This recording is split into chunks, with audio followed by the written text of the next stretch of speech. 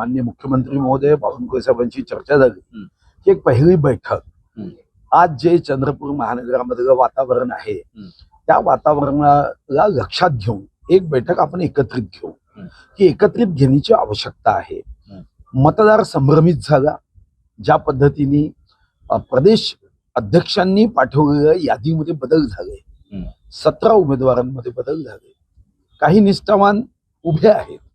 साधारणतः आम्ही यादी केल्यावर असं लक्षात आलं की 14 असे निष्ठावान आहे की ज्यांनी आपलं आयुष्य, कुटुंबाचं आयुष्य या पक्षाला समर्पित भावनेने दिलं आणि ते आज आलेले नाही आहे, अनेक वर्षाचे आहे।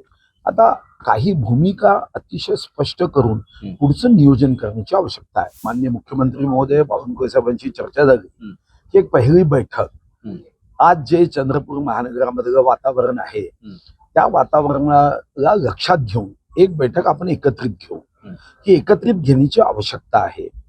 मतदार संभ्रमित झाला, ज्या पद्धतीने प्रदेश अध्यक्षांनी पाठवलेल्या यादीमध्ये बदल झाले, 17 उमेदवारांमध्ये बदल झाले, काही निष्ठावान उभे आहेत।